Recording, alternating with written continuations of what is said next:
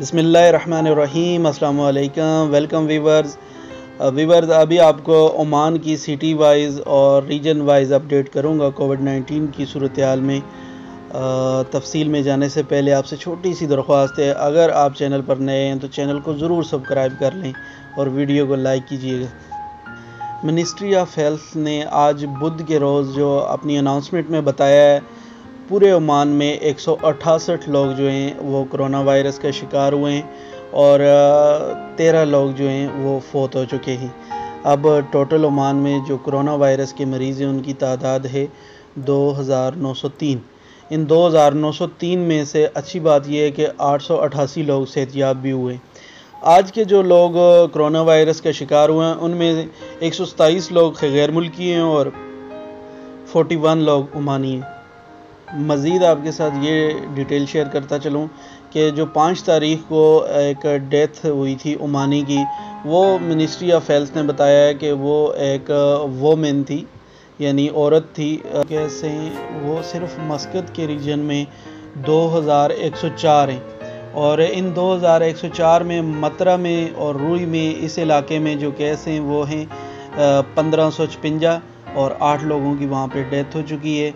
बोशर में 215 लोग हैं और कुरियात में 3 लोग हैं और अल अमरात में 54 लोग हैं और अलसीब में, ये इसका जितना भी पास में इलाका है वो सारा इस में गिना जा रहा है। अलसीब में 260 लोग हैं और जो मस्कत का एरिया है सेंट्रल का, वहाँ पे 16 लोग हैं अब तक कोरोना वायरस के। इसके अलावा आप 34 लोग हैं और स्वीक में 31 लोग और 1 डेथ। इसके अलावा अलदाहलिया में 127 केस रजिस्टर्ड हैं, 6 आज नए रजिस्टर्ड हुए हैं। निज़वा में 60 रजिस्टर्ड हैं।